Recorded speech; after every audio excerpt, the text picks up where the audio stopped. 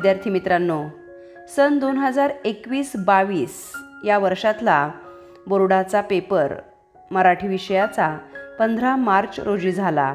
या प्रश्नपत्रिकेची उत्तरपत्रिका आपण पाहणार आहोत. यामुळे तुम्हाला मराठी विषयामध्ये किती गुण मिळतील हे तुम्ही निश्चित करू शकाल. आपण पहिला विभाग पाहत आहोत, गद्य विभाग. यातील पहिला प्रश्न आहे, उतार्याच्या आधारे सूचनेनुसार कृती करा. या प्रश्नाला 2 गुण आहेत. प्रश्न पहिला, भरपूर दूध देणारी कपिली गाय. दुसरा प्रश्न, जवळपास 5.5 फूट उंचीची लेखकाची आजी. पुढील प्रश्न पाहूयात. हे दोनही प्रश्न जर तुमचे बरोबर असतील तर तुम्हाला 2 गुण मिळतील. इथे आपल्याला हा उतारा दिलेला दिसत आहे. त्यानंतर आपण पुढील प्रश्न पाहूयात. खालील वाक्य चूक की बरोबर ते लिहा. लेखकाची आजी धार काढायला निघायची. चूक आहे, लेखकाची आजी धार काढत नव्हती. त्यानंतर दुसरा प्रश्न, लेखकाच्या घरी एक गावरान गाय होती. बरोबर आहे हे उत्तर. दोन्ही प्रश्नांची उत्तरं बरोबर लिहिली असतील तर 2 गुण पडतील. पुढे जाऊयात. सोमत, लेखकाच्या आजीचे वर्णन तुमच्या शब्दात करा. या प्रश्नाला एकूण 3 गुण आहेत. आपण आजीचं दिसणं कसं होतं ते पाहूयात. आजीला 5.5 फूट उंची लाभली होती. तिचा वर्ण गोरा होता. उन्हा पावसामुळे तिची त्वचा काळपटली होती. आजीच्या वयाची माणसे कमरेत वाकतात, त्यामुळे चालताना त्यांना काठी घ्यावी लागते. पण आजी अजूनही ताठ कण्याने चालत होती. अजूनही तिचे सगळे दात शाबूत होते. डोक्यावरचे सगळे केस तिचे पिकलेले होते. आजीची शिस्त कडक होती. सगळ्यांना सगळी कामे करता आली पाहिजे असा तिचा कटाक्ष असायचा. अशी ही लेखकाची आजी होती. पुढील प्रश्न पाहूयात. पुढील प्रश्न आहे, नावे लिहा. गर्दीने फुललेलं स्टेशन, लखनऊ. आणि पुढील प्रश्न, अरुणिमाचे गाव. उत्तर आहे आंबेडकर नगर. या दोन्ही प्रश्नांची उत्तरं बरोबर असतील तर तुम्हाला 2 गुण मिळतील. पुढे जाऊयात. पुढील प्रश्न आहे, कारणे लिहा. पहिला प्रश्न आहे, अरुणिमाला दिल्लीला जाणं भाग होतं कारण तिची फॉर्ममध्ये जन्मतारीख चुकलेली होती आणि तो घोळ निस्तरण्यासाठी तिला दिल्लीला जाणं भाग होतं. पुढील प्रश्न, अरुणिमाने CISF मध्ये नोकरीसाठी अर्ज केला कारण अरुणिमा फुटबॉल आणि व्हॉलीबॉल चॅम्पियन होती. खेळाशी जोडलेलं राहण्यासाठी तिने CISF मध्ये नोकरीसाठी अर्ज केला. या दोन्ही प्रश्नांची उत्तरे बरोबर असतील तर तुम्हाला 2 गुण मार्क मिळतील. पुढील प्रश्न आहे सोमताचा. याला एकूण गुण आहेत 3. प्रश्न आहे, प्रत्येकामध्ये एक जिद्दी अरुणिमा असते. याबाबत तुमचे विचार स्पष्ट करा. मुलांनो, सोमताचा प्रश्न तुम्ही जे मत लिहाल ते उत्तराचा दर्जा पाहून बरोबर दिलं जातं. कोणालाही चूक म्हणून मानलं जात नाही आणि 0 मार्क्स अजिबात मिळत नाहीत. त्याच्यामुळे जरी तुमचं मी सांगेल त्या पद्धतीने नसेल तरीसुद्धा 1 ते 1.5 मार्क निश्चितच मिळेल. हे लक्षात घ्यायचं. तुमचं मत असल्यामुळे इथे त्या मताचा निश्चितच आदर केला जातो. आपण उत्तर पाहूयात. कोणतीही व्यक्ती दुसऱ्या व्यक्तीसारखी नसते. एखाद्याला नृत्य आवडतं, एखाद्याला गायला आवडतं, एखाद्याला दुसऱ्याला मदत करायला आवडतं, तर कोणाला इतरांशी दोस्ती करायला आवडते. आपल्यात जो वैशिष्ट्यपूर्ण असा गुण असतो तो आपण शोधला पाहिजे. त्या गुणाची जोपासना केली पाहिजे. त्यानुसार आपण पुढे जायला हवं, हे आपण जाणायला हवं. अरुणिमा अपंग होती तरीसुद्धा तिने एव्हरेस्ट शिखर सर केलेला आहे. तिने जिद्दीने आपला हा शिखर सर करण्याचा पराक्रम केलेला आहे. तिने स्वतःचं सामर्थ्य शोधलं आणि अशक्य वाटणारी कामगिरी पार पाडली. म्हणजेच अपंग नसणाऱ्या माणसाला सुद्धा हे अशक्य आहे, परंतु तिने अपंग असतानासुद्धा हे शिखर सर केलेलं आहे. प्रत्येक व्यक्तीमध्ये अशी काहीतरी अरुणिमा असते. कुठलं तरी काम करण्याची जिद्द असते. फक्त त्याचा आपण शोध घेतला पाहिजे. हा जीवनाचा मंत्र आहे. हे जाणून आपण पुढे जायला हवं. आता पुढील प्रश्न पाहूयात. अपठित गद्याचा प्रश्न आहे आणि यामध्ये आपल्याला या प्रश्नासाठी 2 गुण आहेत. सौजन्यशील व्यक्तीच्या मनात असलेल्या भावना कोणत्या? तर इथे आपल्याला 4 खुणा दिलेल्या आहेत. त्यानुसार आपण उत्तरं लिहायची आहेत. प्रेम, सहभावना, आपुलकी, स्नेहशीलता हे 4 गुण असतील, ह्या 4 भावना असतील, 4ही भावना तुम्ही बरोबर लिहिल्या असतील तर 2 गुण पडतील. पुढे पाहूयात. चौकटी पूर्ण करा. सुजनांकडून अपेक्षित असलेले सौजन्य आणि सौजन्यातून व्यक्त होणारे प्रेम, ह्या दोनही उत्तरांना तुम्हाला बरोबर असतील तर 2 गुण मिळतील. पुढे जाऊयात. कवितेच्या आधारे सूचनेनुसार कृती करा. उत्तर आहे, प्रश्न आहेत. कष्टाने मिळणारे फळ, जे काही आपण काम करतो त्यानुसार आपल्याला फळ मिळतं. पुढील प्रश्न आहे, घामातून फुलणारे मोती. दोन्ही उत्तरं बरोबर असतील तर 2 गुण पडतील. इथे आकाशी झेप घेरे ही कविता छापलेली दिसत आहे. पुढील प्रश्न आहे, योग्य पर्याय निवडून वाक्य पूर्ण करा. सुख लोलुप झाली काया. याचं उत्तर आहे, सुख उपभोगण्याची सवय लागते. बरोबर उत्तरास 1 गुण मिळतील. पुढील प्रश्न आहे, पिंजरा सोडून झेप घेतल्याने आपल्याला स्वसामर्थ्याची जाणीव होते. या उत्तरास 1 गुण मिळेल. आता पुढील प्रश्न आहे, खालील काव्यपंक्तीचा सरळ अर्थ तुमच्या शब्दात लिहा असं सांगितलेलं आहे. आपण याचा अर्थ पाहूयात. प्रश्न वाचूयात. तुझं पंख दिले देवाने, कर विहार सामर्थ्याने. दरी डोंगर हिरवी राने, जा ओलांडुनी या सरिता सागरा. या ओळींचा अर्थ आहे, हे पाखरा किंवा मनाच्या पाखरा, ईश्वराने तुला उडण्यासाठी पंख दिले आहेत. पंखातील बळाने तू आकाशात मुक्तपणे संचार कर. जमिनीलगत असणारे डोंगर, दऱ्या, हिरवी राने, नद्या, समुद्र, सारे सारे अडथळे ओलांडून तू 4ही दिशांच्या 8ही दिशांच्या पार जा, असं इथे कवी म्हणत आहेत. उत्तर अशा पद्धतीने लिहिलेलं असेल तर तुम्हाला 2 गुण मिळतील. पुढे पहा. काव्य सौंदर्य लिहायचं आहे. याला आहेत 2 गुण. आकाशी झेप घेरे पाखरा, सोडी सोन्याचा पिंजरा. या ओळीमधील आपल्याला अर्थ सौंदर्य पाहायचं आहे. मुलांनो, अर्थ सौंदर्य लिहित असताना पहिल्यांदा 2 ओळींमध्ये कवी कवितेचं नाव लिहायचं. वरील काव्यपंक्ती आकाशी झेप घेरे या जगदीश खेबुडकर यांच्या कवितेतील आहेत आणि कवी म्हणतात की हे पाखरा किंवा माणसाच्या चंचल मना, तुला जर ध्येय गाठायचं असेल तर आकाशात उंच उंच भरारी मार. तू सत्ता, संपत्ती, यश, सुबत्ता, श्रीमंती याच्यात गुंतून पडू नकोस. या सोन्याचा पिंजरा जो आहे त्याचा तू मोह सोडून टाक आणि तुझ्या ज्या इच्छा आहेत, ज्या संपत्ती पाहिजे किंवा तुला सुबत्ता पाहिजे, श्रीमंती पाहिजे, ह्या सगळ्या सोडून दे आणि तुला हा पिंजरा सोन्याचा खूप चांगला वाटेल, परंतु तुला तो अडकवून ठेवेल आणि तू यशाकडे धावू शकणार नाहीस. या पिंजऱ्याचा तू त्याग कर आणि तू यशाच्या शिखराकडे झेप घे. थोडक्यात पारतंत्र्याचा त्याग कर आणि स्वातंत्र्याचा आनंद घे, असे इथे कवी म्हणत आहेत. पुढील प्रश्न, खालील मुद्द्यांच्या आधारे कोणत्याही एका कवितेसंबंधी खालील कृती सोडवा. इथे तुम्हाला 2 कविता दिलेल्या आहेत, आश्वासक चित्र आणि दुसरी कविता आहे वस्तू. तुम्ही दोन्हीपैकी एकाच कवितेचे प्रश्न सोडवायचे आहेत. पहिला प्रश्न आहे, प्रस्तुत कवितेचे कवी आणि कवयित्री. आपण पहिल्यांदा आश्वासक चित्रचे प्रश्न सोडवू, त्यानंतर वस्तू कवितेचे प्रश्न सोडवूयात. पहिला प्रश्न आहे, प्रस्तुत कवितेचे कवी. आश्वासक चित्र या कवितेच्या कवयित्री आहेत नीरजा. कवितेचा विषय आहे स्त्री पुरुष समानता. शब्दांचे अर्थ, झरोका म्हणजे खिडकी, कसब म्हणजे कौशल्य. पुढील कविता आहे वस्तू.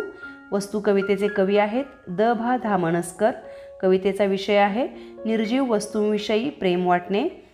शब्दार्थ पाहूयात. स्नेह म्हणजे प्रेम आणि निखालस म्हणजे अगदी खरे. तुमचे हे जर सर्व प्रश्न बरोबर असतील तर तुम्हाला 4 पैकी 4 गुण मिळतील. पुढील प्रश्न आहे, खाली दिलेल्या काव्यपंक्तींचे रसग्रहण करा. या प्रश्नासाठी तुम्हाला 4 गुण आहेत. पंक्ती वाचूयात. खोद आणखी थोडेसे, खाली असतेच पाणी. धीर सोडू नको, सारी खोटी नसतात नाणी. रसग्रहण करताना पहिला परिच्छेद जो असतो त्या परिच्छेदामध्ये आपण कवी कवयित्री यांचं नाव लिहिणार आहोत. ही जी कविता आहे खोद आणखी थोडेसे, या कवितेतून या काव्यपंक्ती घेतलेल्या आहेत आणि आसावरी काकडे हे या कवितेच्या कवयित्री आहेत. आपण पहिल्या परिच्छेदामध्ये कवितेचं नाव, कवीचं नाव लिहिलेलं आहे आणि आता रसग्रहणाच्या दुसऱ्या परिच्छेदामध्ये या पंक्तींचा अर्थ लिहायचा असतो, तो लिहायचा. निराश होऊ नको, जमीन खणत राहा, आणखी थोडेसे खोद, जमिनीखाली नक्कीच तुला पाणी मिळेल. जिद्दीने प्रयत्न कर, जीवन जगताना हिंमत सोडू नको. सर्व माणसं स्वार्थी नसतात, काही माणसं प्रामाणिकही असतात. हा विश्वास मनात ठेवून तू पुढे जात राहा, असे या पंक्तीमध्ये सांगितलेले आहे. आणि रसग्रहणाचा तिसरा परिच्छेद जो असतो त्यामध्ये आपण भाषिक वैशिष्ट्ये लिहिणार आहोत.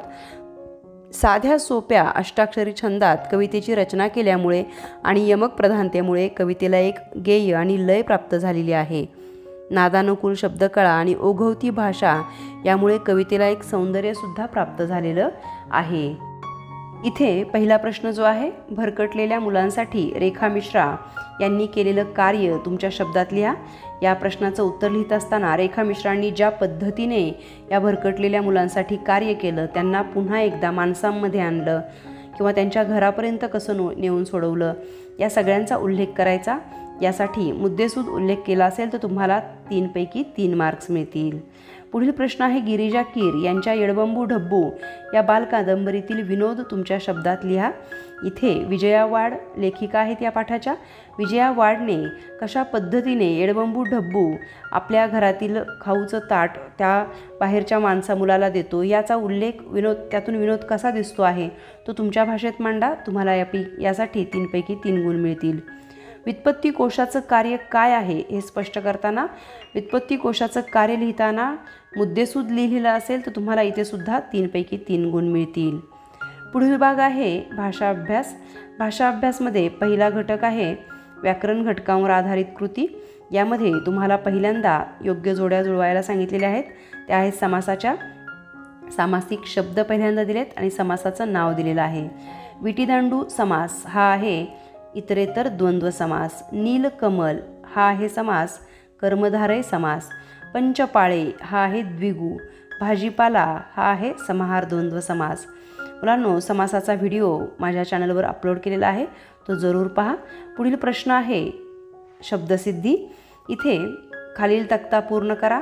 अभिनंदन, हळूहळू, सामाजिक आणि उपमुख्याध्यापक हे शब्द आपल्याला प्रत्ययघटित, उपसर्गघटित आणि अभ्यस्त शब्दांमध्ये त्यांचं वर्गीकरण करायचं आहे. अभिनंदन हा शब्द उपसर्गघटितमध्ये येतो. हळूहळू हा अभ्यस्तमध्ये येतो. सामाजिक याला ईक हा प्रत्यय लागलेला असल्यामुळे प्रत्ययघटितमध्ये येतो. उपमुख्याध्यापक याला उपसर्ग लागलेल्यामुळे उपसर्ग घटितमध्ये येतो. सर्व प्रश्नांची उत्तरं बरोबर लिहिली असतील तर 2 पैकी 2 गुण मिळतील. पुढील प्रश्न पाहूयात. खालीलपैकी 2 वाक्प्रचारांचा अर्थ सांगा आणि वाक्यात उपयोग करा. इथे या प्रश्नाला एकूण 4 गुण आहेत. अर्थाला 1 गुण असेल आणि उपयोगाला 1 गुण असेल. पहिला वाक्प्रचार आहे कानोसा घेणे. याचा अर्थ अंदाज घेणे आणि याला अनुसरून तुम्ही वाक्यात उपयोग करा. दोन्ही बरोबर असतील तर 2 गुण मिळतील. दुसरा प्रश्न आहे आनंद गगनात न मावणे, म्हणजेच खूप खूप आनंद होणे आणि याचा वाक्यात उपयोग तुम्ही तुमच्या पद्धतीने करा, म्हणजे तुम्हाला 2 गुण मिळतील. कंठस्नान घालणे याचा अर्थ होतो ठार मारणे आणि पित्त खवळणे याचा अर्थ होतो खूप खूप संतापणे. यापैकी कोणत्याही 2 वाक्प्रचारांचा तुम्ही अर्थ आणि वाक्यात उपयोग बरोबर लिहिला असेल तर तुम्हाला एकूण 4 गुण मिळतील. पुढील प्रश्न आहे भाषिक घटकांवर आधारित कृती. शब्दसंपत्ती. यामध्ये पहिला प्रश्न आहे खालील शब्दसमूहासाठी एक शब्द लिहा. याला गुण आहे 1. दुसऱ्यावर अवलंबून असलेला म्हणजेच परावलंबी. दररोज प्रसिद्ध होणारे म्हणजेच दैनिक. या प्रत्येक प्रश्नाला अर्धा गुण असेल, मिळून 1 गुण होईल. दोन्ही बरोबर असतील तर तुम्हाला 1 गुण मिळेल. खालील शब्दांना समानार्थी शब्द लिहा. पृथ्वी म्हणजेच धरणी. नभ किंवा पृथ्वीला वसुंधरा असंही चालेल. नभ म्हणजे आकाश. दोन्ही बरोबर असतील तर अर्धा अर्धा करून 1 गुण मिळेल. पुढील प्रश्न आहे खालील शब्दांचे विरुद्धार्थी शब्द लिहा. सुरुवात, शेवट, सोय, गैरसोय. दोन्ही उत्तरांना अर्धा अर्धा गुण असेल, मिळून 1 गुण होईल. पुढील प्रश्न पहा, खालील अक्षरांपासून 2 अर्थपूर्ण शब्द तयार करा. यामध्ये सुद्धा तुम्हाला या शब्दापासून जे तयार होतात शब्द, मूळ शब्द तयार होतात ते करू नये असं सांगितलेलं आहे. जसं की राखणदार, यामध्ये राखण आणि दार हे 2 शब्द सोडून तुम्हाला शब्द तयार करायचे आहेत. इथे या व्यतिरिक्त होणारे शब्द खण, खर, रण इत्यादी आहेत. यापैकी 2 शब्द जर तुमचे बरोबर असतील तर तुम्हाला 1 गुण मिळेल. पुढे पाहूयात आपण. इथे आपल्याला लेखन नियमानुसार लेखन करायचं आहे. अचूक शब्द ओळखायचा आहे. इथे या प्रश्नाला 2 गुण आहेत आणि एकूण 4 अचूक शब्द ओळखायचे आहेत. प्रत्येक शब्दाला अर्धा गुण असेल. पहिला शब्द पाहूयात. इथे दुर्मिळ हा शब्द आपल्याला 4 प्रकारे दाखवलेला आहे. त्यातील पहिला पर्याय बरोबर आहे. दुसरा शब्द पिढी. इथे पिढी हा शब्द 4 प्रकारे दाखवलेला आहे आणि त्यातील दुसरा पर्याय बरोबर आहे. तिसरा शब्द कुटुंब 4 प्रकारे दाखवलेला आहे. त्यातील पहिला पर्याय बरोबर आहे. आशीर्वाद हा शब्द 4 प्रकारे दाखवलेला आहे आणि त्यातील तिसरा पर्याय बरोबर आहे. उज्ज्वल हा शब्द 4 प्रकारे दाखवलेला आहे आणि त्यातील पहिला पर्याय बरोबर आहे. सामूहिक हा शब्द 4 प्रकारे दाखवलेला आहे आणि त्यातील दुसरा पर्याय बरोबर आहे. इथे तुम्हाला एकूण 6 शब्द दिलेले आहे. पैकी 4 शब्द सोडवायचे आहेत. मुलांनो, अशावेळी जेव्हा प्रश्न असा येतो तेव्हा 6 सुद्धा प्रश्न सोडवायचे. यातील प्रत्येक बरोबर उत्तरास अर्धा गुण मिळेल. 2 जादाचे उत्तर सोडवले असतील तर ते मार्क्स गोलात जातील आणि तुम्हाला इथे 2 पैकी 2 गुण मिळतील. विरामचिन्ह ओळखायचे आहेत. यासाठी 1 गुण असेल. प्रत्येक उत्तरासाठी अर्धा गुण असेल. पहिलं विरामचिन्ह आहे स्वल्पविराम. दुसरं विरामचिन्ह आहे दुहेरी अवतरण चिन्ह. पुढे जाऊयात. पारिभाषिक शब्द. यामध्ये खालील शब्दांना प्रचलित मराठी भाषेतील शब्द लिहा. 1 गुण आहे. प्रत्येक उत्तरासाठी अर्धा गुण असेल. युनिट म्हणजे घटक किंवा एकक. ॲक्शन म्हणजे कार्यवाही किंवा कृती. दोन्ही उत्तरांना अर्धा अर्धा गुण मिळून 1 गुण मिळेल. आपला शेवटचा विभाग म्हणजेच उपयोजित लेखनाचा. यामध्ये आपल्याला पहिली कृती आहे अ. खालील कृती सोडवा. पत्रलेखनाची आहे. पत्रलेखनाला किंवा प्रश्न असतो तो म्हणजे सारांश लेखनाचा. याच्यासाठी एकूण गुण आहेत 6. पत्राचा विषय पाहूयात. खालील निवेदन वाचा आणि त्याखालील कोणतीही एक कृती सोडवा. आपल्याला इथे शीर्षक दिलेलं आहे. साहित्य सेवा वाचनालय साखरवाडी आयोजित राज्यस्तरीय वक्तृत्व स्पर्धा. स्पर्धेचा दिनांक आहे 20 मार्च. वेळ आहे सकाळी 9 वाजता. पारितोषिक वितरण सोहळा. प्रमुख पाहुणे आहेत विक्रम मेहेंदळे. अध्यक्ष आहेत श्रीमती रेखा महाजन. स्थळ आहे हुतात्मा सभागृह साखरवाडी. संपर्क आयोजक साहित्य सेवा वाचनालय साखरवाडी आणि त्यांचा ईमेल ID दिलेला आहे. या निवेदनावर आपल्याला 2 पत्र दिलेली आहेत. विनय किंवा विनया देशमुख विद्यार्थी प्रतिनिधी या नात्याने पत्र लिहित आहे. काय पत्र लिहित आहे बघूयात. विद्यालयातील 5 विद्यार्थ्यांना वक्तृत्व स्पर्धेत सहभागी करून घेण्यासाठी आयोजकांना विनंती करणारे पत्र लिहायचं आहे. आणि दुसरा विषय आहे वक्तृत्व स्पर्धेत प्रथम क्रमांकाचे पारितोषिक मिळाल्याबद्दल मित्राला मैत्रिणीला अभिनंदन करणारे पत्र लिहायचं आहे. आपण दोन्ही विषय पाहूयात. पहिला विषय जो आहे तो औपचारिक आहे. दुसरा विषय आहे तो अनौपचारिक आहे. प्रथम आपण औपचारिक पत्राचा विषय पाहूयात. कशा पद्धतीने लिहायचा. सगळ्यात वर दिनांक, त्यानंतर आपण प्रति माननीय व्यवस्थापक आयोजक वगैरे लिहून विषय लिहायचा. स्पर्धेत विद्यार्थ्यांना वक्तृत्व स्पर्धेत विद्यार्थ्यांना सहभागी करून घेण्याबाबत आणि त्यानंतर महोदय लिहून आपण कुठल्या शाळेचे आहोत, त्यानंतर कोणत्या विद्यार्थ्यांना सहभागी करून घ्यायचे, त्या 5 विद्यार्थ्यांची नावं लिहायची आहेत. शेवटी पत्र संपवताना आपला विश्वासू आणि तुमचं नाव लिहून विनया देशमुख किंवा विनय देशमुख, त्यानंतर तुमच्या शाळेचा पत्ता खाली लिहायचा आहे. त्यामध्ये मेल ID, संपर्क क्रमांक याचा उल्लेख असणं गरजेचं आहे. हे पत्र लिहा औपचारिक पत्रलेखनाचं किंवा मग अनौपचारिक पत्रलेखनाचं पत्र लिहा.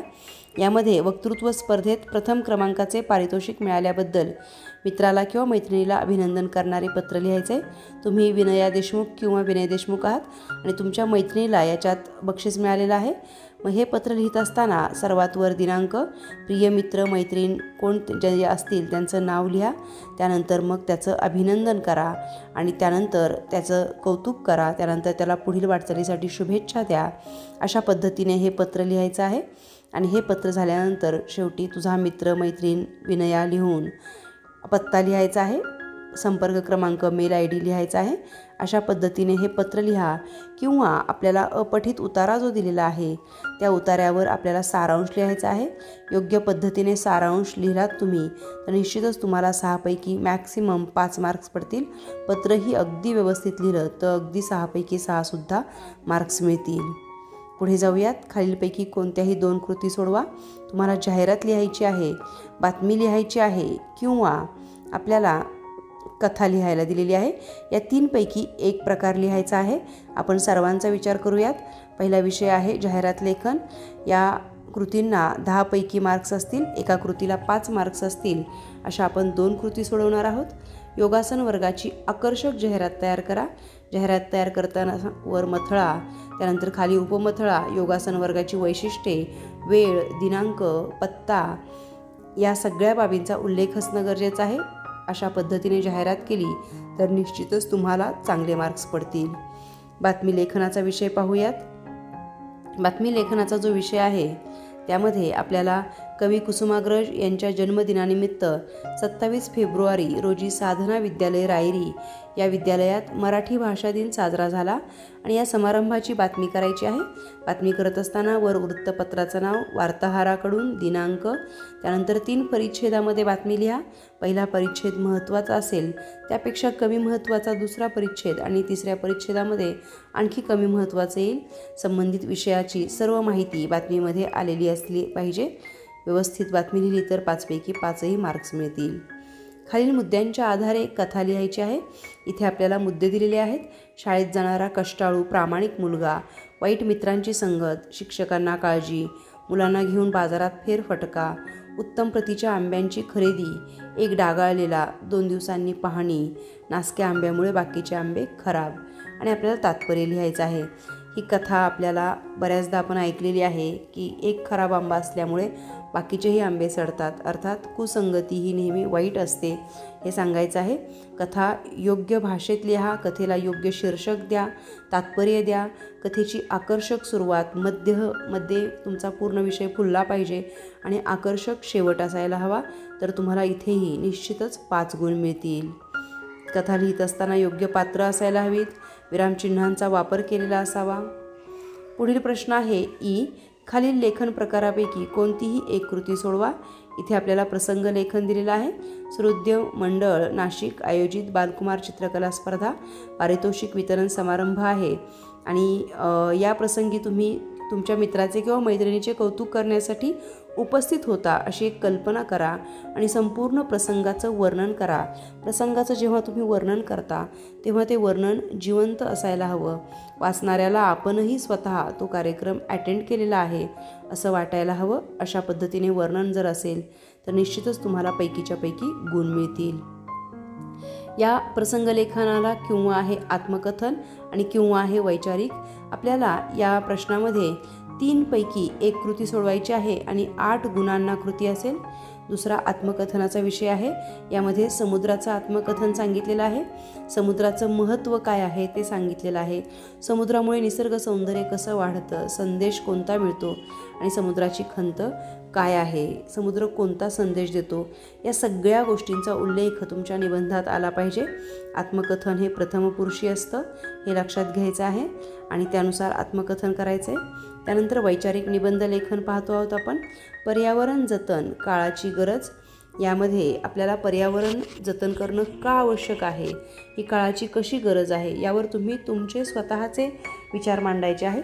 हा वैचारिक निबंध आहे. योग्य प्रकारे निबंध लिहिला तर मॅक्सिमम 6-7 मार्क्स पडायला काहीच हरकत नाही.